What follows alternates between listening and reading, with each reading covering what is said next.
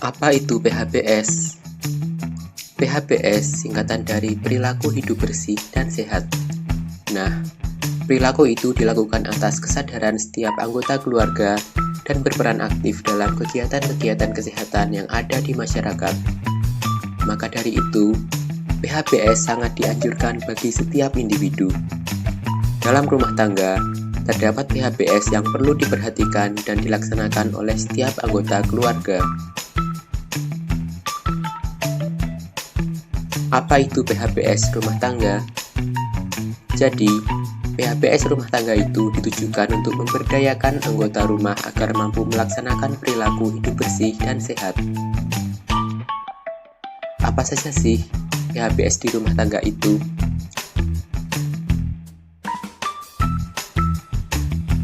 Yang pertama, persalinan ditolong oleh tenaga kesehatan. Tenaga kesehatan merupakan orang yang sudah ahli dalam membantu persalinan, sehingga keselamatan ibu dan bayi lebih terjamin. Apabila terdapat kelainan, akan cepat diketahui dan segera dapat ditolong atau dirujuk ke puskesmas atau rumah sakit.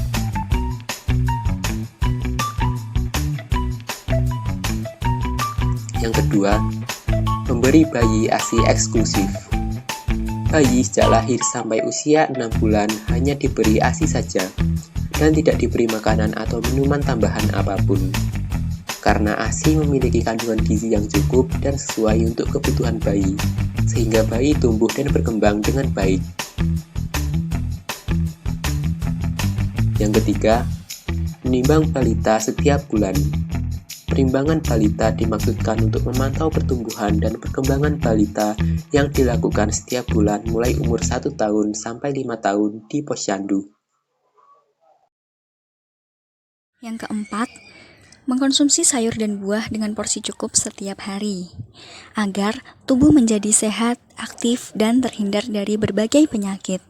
Mengkonsumsi sayur dan buah juga merupakan bagian terpenting dalam mewujudkan gizi seimbang.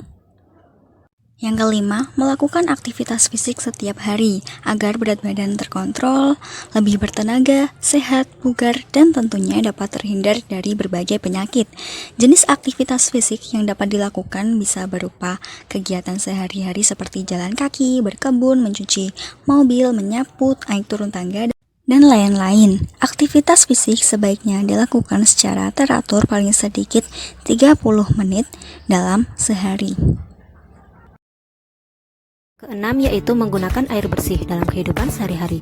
Sumber air bersih dapat diperoleh dari mata air, air sumur, air ledeng atau peresan air minum, air hujan, dan air galon atau air dalam kemasan. Ciri-ciri air bersih yaitu tidak berbau, tidak berwarna, dan tidak berasa.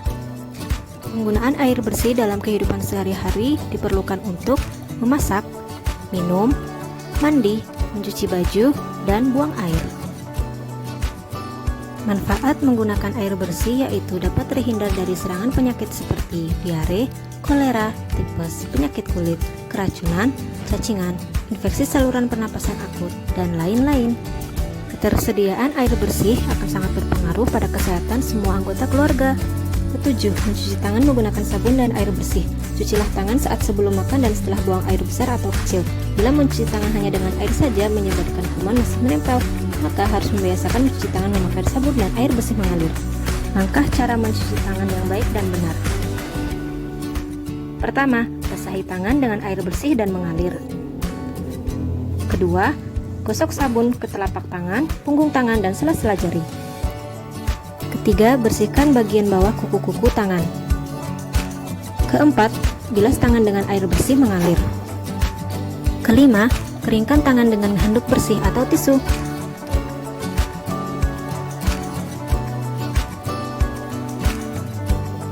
Mencuci tangan menggunakan sabun akan mencegah sebagian besar penyakit yang masuk lewat infeksi makanan. Cucilah tangan dengan sabun pada saat tiap setelah cebok, sebelum makan, memegang dan mengasuh bayi, dan sebelum 8. Memberantas sarang nyamuk dengan 3M. Menutup, menguras, dan mengubur.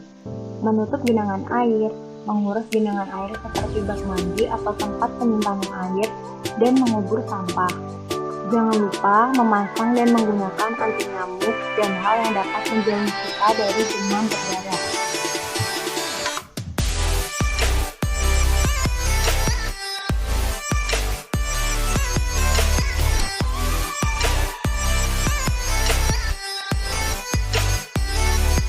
Sembilan, menggunakan jamban yang sehat.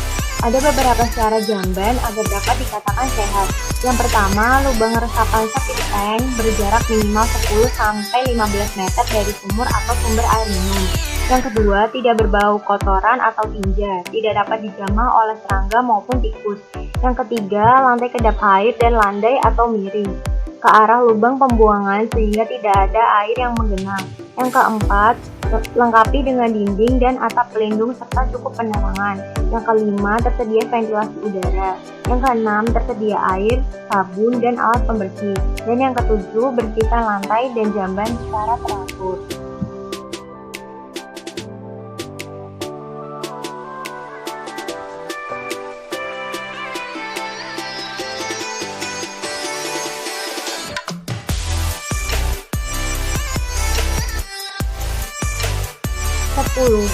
Tidak merokok di rumah.